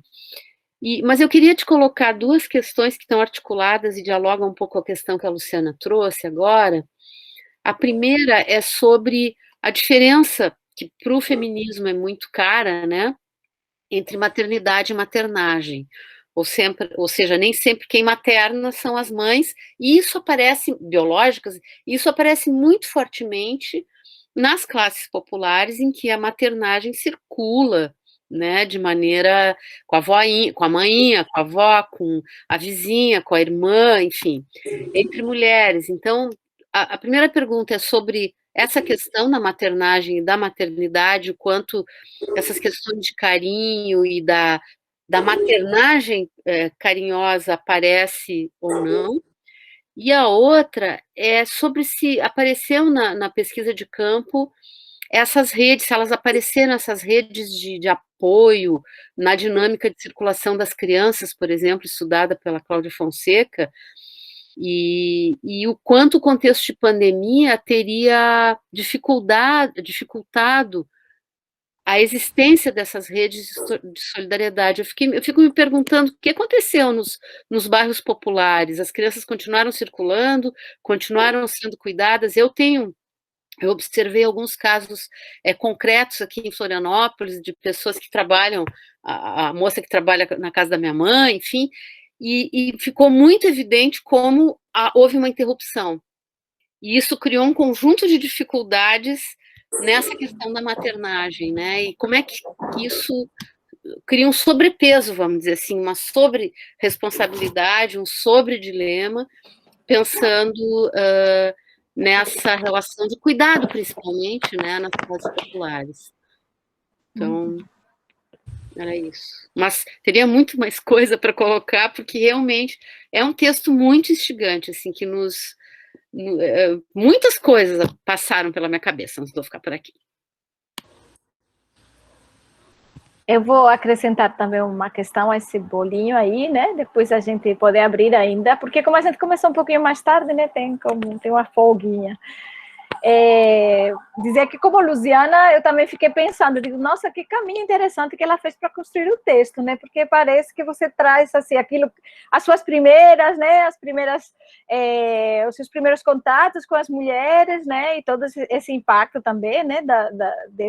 Dessas conversas pelas plataformas, mas depois você nos leva a discussões muito interessantes sobre essa racionalidade neoliberal e você consegue destrinchar elas de uma maneira muito interessante. E eu penso assim que uma coisa que eu gostei do seu trabalho, que apesar de se falar, e que por isso que eu fiquei querendo ler ele com atenção, né, porque claro que não é a mesma coisa, né, então fica o convite mesmo, de repente na revista Altera, ou para poder publicar, né, uma versão aí desse teu artigo, né, porque me pareceu que aí, e vem um pouco na questão que está sendo trazida agora nessas duas questões de classes populares e de classes médias, que teu trabalho ele dilui um pouco assim, ele mostra que essa racionalidade, ela pode ser, né? Me pareceu que você, assim, teria, que seu trabalho, ele, de alguma maneira, traz essa sugestão, né? Um pouco pensando lá atrás, como, né, também o trabalho do Donzelot, né? Como que foi-se, né, também modelos de família foram sendo levados, né, de grupos sociais para outros, e que nesse caso você vai colocar como essas ideias, nessa racionalidade neoliberal que você coloca, desse capital humano, e o lugar que as mulheres têm fundamental nisso, ele pode ser acessado de diferentes maneiras, né, e com essa, né, assim, tanto nas mulheres de classe média, que elas vão fazer essa busca para ler dentro desse modelo né, da sociedade do cansaço, eu tenho que ser a melhor versão de mim o tempo todo, né, não posso me deixar em nenhum momento, como pelas políticas públicas, a criança feliz, ou não sei, porque você também mencionou as igrejas, não sei se também teria alguma coisa, não sei, enfim, mas me pareceu que você está nos dizendo, olha, essa dicotomia que se apresentava muito forte lá atrás na literatura, né, a gente pensa assim, né, na questão do nervoso, né, lá atrás, essa dicotomia, ela precisa ser mais questionada à luz de como são essas dinâmicas. Me pareceu que você traz isso e me pareceu bastante interessante. Outra coisa que eu gostei muito do teu trabalho, como você está mostrando como a maternidade, de fato, é um ponto de inflexão de tanta coisa, né? Como ela revela como um objeto, assim, falando um objeto, não é objeto, as mães não são objetos, as crianças também não, né? Mas assim, como um objeto, né, analítico, muito sensível para perceber essas mudanças, essas modificações que a gente está vivendo, né, na sociedade, e como o tempo é rápido, né, porque você está utilizando essas etnografias de um tempo atrás, né, de 2 décadas atrás, 3 décadas atrás, e como você já vê, já experimenta, né, cada geração ela está sendo colocada, digamos, né, numa nova injunção para dar conta, né, que é como o ratinho lá na coisinha do hamster, né, tendo que correr para ficar no mesmo lugar, ou seja, como está se jogando a cada geração, de repente, uma carga muito importante de diferenciação. Eu achei muito interessante isso que você trouxe, né, a diferenciação, né, você falou o engajamento e desengajamento, não sei, fez né, dos momentos em que eu me encontro com a geração anterior, mas no momento em que eu tenho que me diferenciar, porque... E, por fim, assim, são mais comentários, né, que eu acho que, de fato, eu fiquei pensando muitas coisas a partir do que você trouxe, né. E, por fim, para não dizer que eu não falei nos homens,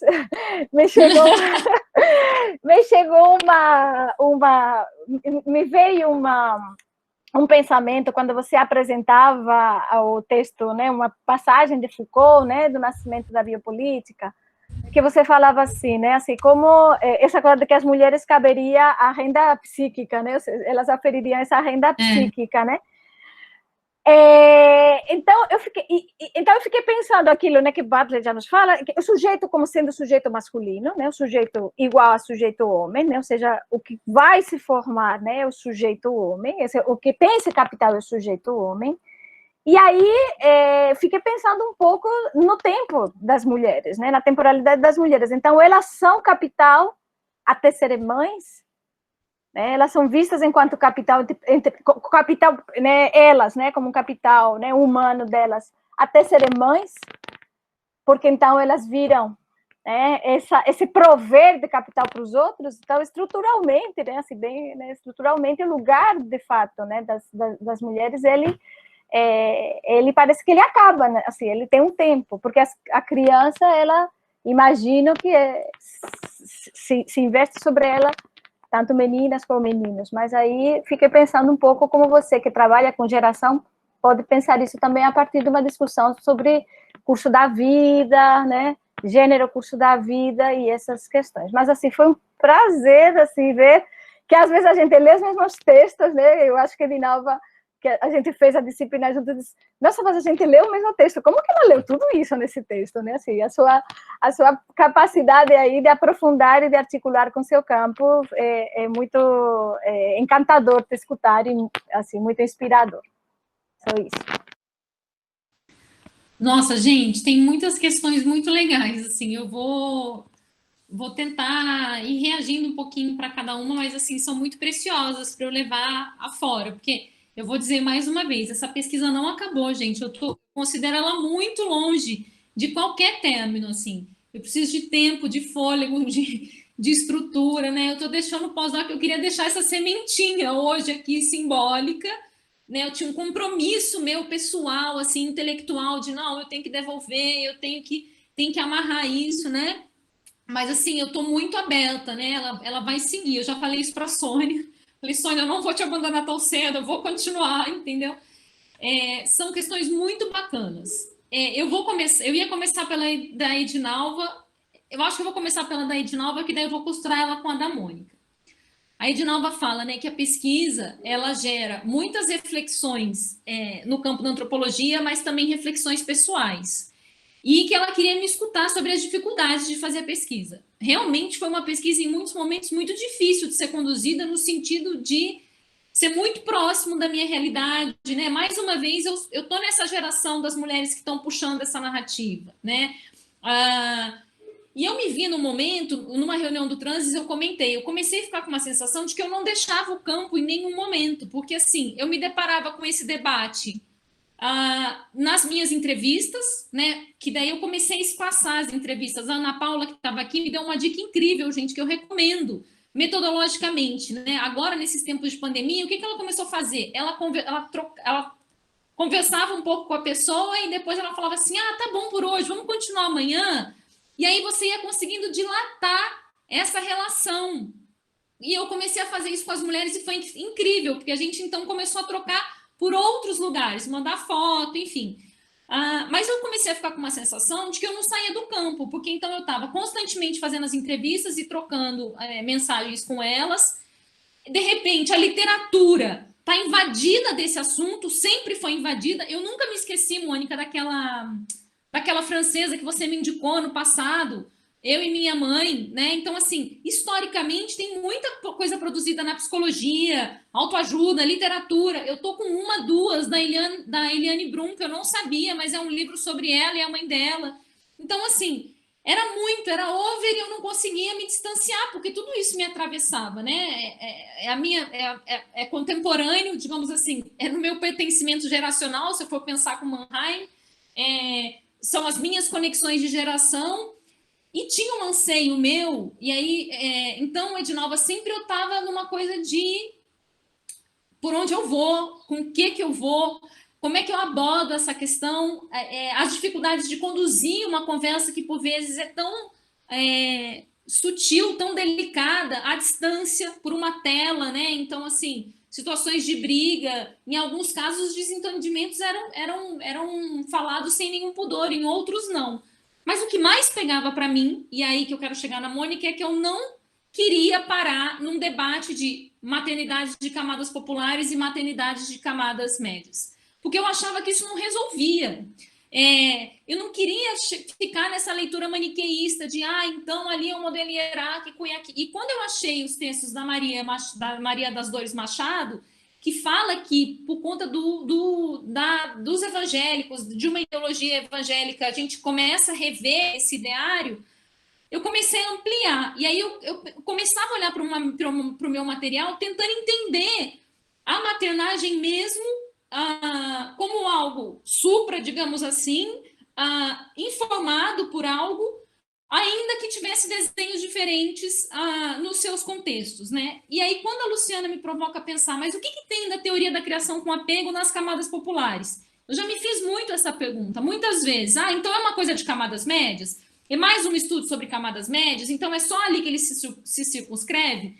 Eu tendo a dizer que não, porque assim, as políticas públicas vão se apropriando cada vez mais dessa teoria da criação com apego. Se você for parar para pensar numa coisa que eu já estudei muito tempo atrás, assistência ao parto, canguru, pele a pele, o bercinho da criança que fica do lado, a tal da hora dourada, a amamentação imediata, o estímulo à amamentação livre demanda. Então, assim, isso não é uma coisa só das camadas médias. É claro que com desenhos muito distintos das casas por onde ela invade. O livro sensorial e a caixa surpresa que o Pedro descreve, né? O Pedro e a Amanda.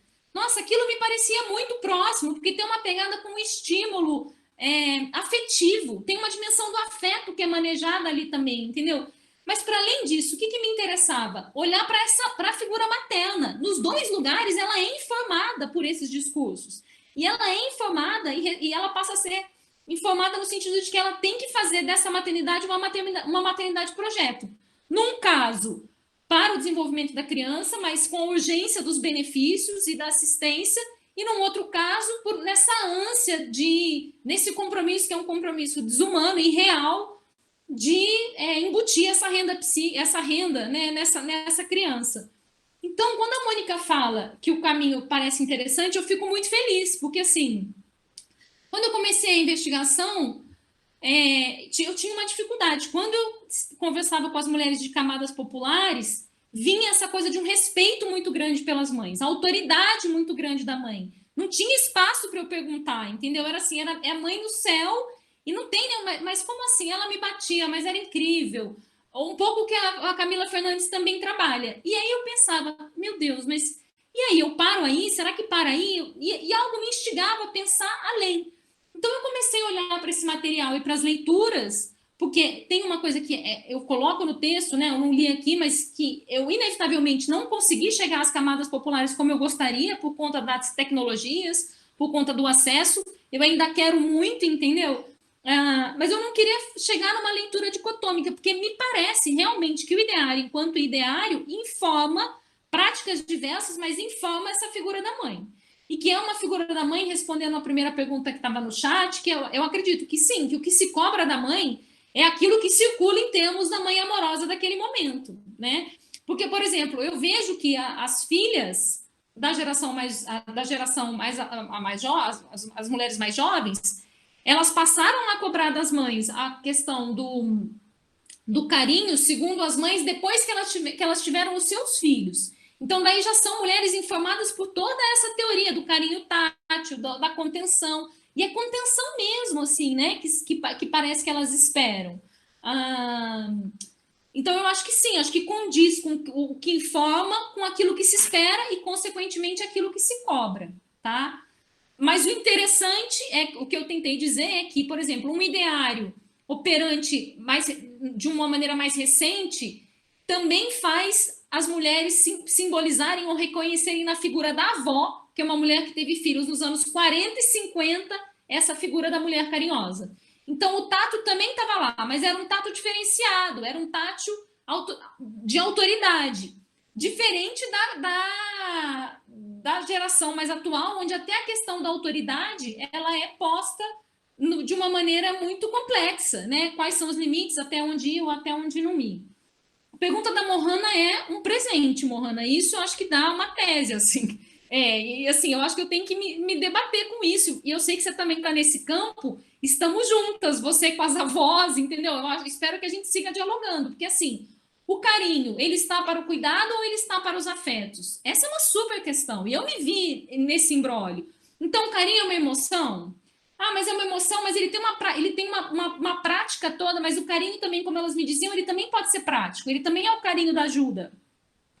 E esse ano e meio, né, no Grupo PESC e no Transes, eu também li muita coisa sobre cuidado, e a Márcia está aqui, ela não me deixa negar, eu já falei para ela várias vezes. Eu trabalho com maternidades há um tempo, mas o cuidado entrou na minha vida como teoria agora, assim, eu estou fascinada. E eu também me via, né? Enquanto eu escrevia e pensava, falava, mas então o carinho é cuidado? Mas será que é isso? Né? Então eu acho, Mohana, que eu tenho que ir fundo nisso, assim. Tem que precisar o que é uma coisa ou outra, se é que dá para fazer isso. No que se distingue, no que se aproxima, né? O que eu tentei foi... ao olhar para o meu material de campo e para as leituras que me trazem esse debate sobre a mãe carinhosa nas políticas públicas, foi conferir essa polissemia para o que pode ser carinho, né? E também não ficar só num debate sobre as emoções pelas emoções, assim, porque eu também não tenho bagagem teórica, né, para fazer esse diálogo sobre na antropologia das emoções. Eu até participei do último GT da Maria Cláudia Coelho, que foi incrível na RBA, e eu sinto que eu também é um campo que eu tenho que investir muito. A sensação que eu tenho é que a pesquisa me abriu várias possibilidades de investimento. Eu tinha antes um anseio de trabalhar transgeracionalidade e intergeracionalidade. Mônica e Edinalva sabem, né, e vocês também na aula que eu dei aqui no curso sobre gerações. Eu também quero aprofundar essa reflexão sobre geração à luz da ideia do efeito geracional da Miriam Lins de Barros e da Maria Almeida. Tinha esse debate sobre economia política, e a Sônia sabe que eu também ando muito intrigada com a narrativa, porque aí, devolvendo para Edinalva, eu percebi que tinha uma coisa que era assim, na mãe tabu, ou no que eu chamo de mãe mítica, não se pode falar mal da mãe. Então, é muito estranho, porque assim, a narrativa da mãe, ela tem autoridade, quando a mãe fala, as pessoas escutam, mas não se pode falar mal das mães em alguns contextos, em outros sim se pode, e a autoridade dela é diminuída, né? Então, tem alguma coisa com a narrativa materna e que, nesse caso, casa com o fato das filhas terem se tornado mães. Então, quando elas se tornam mães, elas também se autorizam a construir essa narrativa sobre as suas mães e sobre as faltas ou sobre as presenças, né? Deixa eu pensar aqui. O cuidado eu já falei. Maternagem e maternidade. Sônia, tem uma nota de rodapé no texto, né? Onde eu vou fazer essa distinção. Realmente, isso também é uma questão que eu desenvolvi no último ano. Eu fiz uma fala sobre a ideia de maternagem na casca, né? Em junho do ano passado, muito alicerçada numa antropóloga canadense, a Michelle Walks, que ela vai... Você também já leu um texto onde eu falo sobre o mothering, né? E aí ela fala da maternagem como ação, da maternagem como prática, e, consequentemente, de uma maternagem descolada de qualquer essencialismo ou biologia, né? Se isso apareceu no meu campo, nos relatos das mulheres da geração intermediária, da geração de mães, quando elas se referiam ao modo como elas foram maternadas, sim, apareciam as tias, as irmãs, as vizinhas, existia, né, essa circulação. Nas mulheres de camadas médias, e aí também, né, a gente já tem escutado bastante sobre isso, é uma criação muito mais nuclearizada, assim, é uma maternagem que quase se atrela na maternidade, é quase como se ela se colasse, né? Mas eu acho que também é um ponto que eu tenho que investir, pensar essa maternidade experiência para além da maternidade instituição. A coisa da maternagem na pandemia nas camadas populares, né? Curioso, quando você me falou, eu me lembrei automaticamente de uma interlocutora de João Pessoa, onde era isso, né? Quando eu achava que eu tinha encontrado pontos de conexão, vinha uma situação que rompia completamente com aquilo que eu tinha construído, mas que era uma mulher uma mulher de camadas populares, que tinha uma rusga muito intensa com a mãe, e foi a primeira assim, que apareceu, tanto que eu falei, uau, eu preciso olhar para esse caso com atenção, eu preciso pensar sobre ele. Uma mulher ultra informada sobre criação com apego, e que aí as tecnologias digitais tinham possibilitado isso. Então, por meio do Instagram, ela conhecia muita coisa, e, curiosamente, era uma mulher de camadas populares que, durante a pandemia, se queixava muito nos nossos diálogos da solidão e da sobrecarga e da ausência dela cuidar de 3 filhas, porque ela tinha 3 meninas e uma delas bem pequenininha. Então, esse caso, para mim, ficou sempre... É uma história que eu vou ter que reler, voltar muitas vezes, olhar para ela com muita atenção, recuperar o contato para tentar entender, porque era, digamos assim, muito diferente, né, de tudo aquilo que eu escutava. Porque o que eu ouvi das mulheres da geração mais atual, mas daí mais do interior, eram relatos de que elas sempre criavam os filhos junto com as irmãs estavam sempre próximas, a ideia da família sempre muito unida, de um conjunto de irmãs onde as crianças, umas cuidavam dos filhos das outras, eram sempre muito companheiras, quando uma adoecia, era essa irmã que acompanhava. Então, uma rede muito fluida de cuidado, e sempre nessas duas situações de muita reverência à mãe, assim, a mãe como aquela figura que autorizava, né, e que era extremamente respeitada.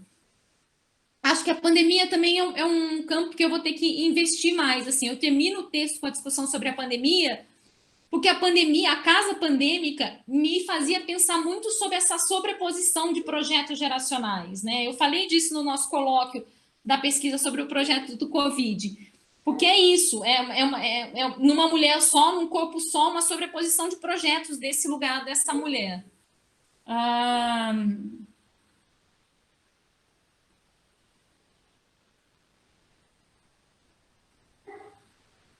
Eu acho que da ideia do capital humano, né?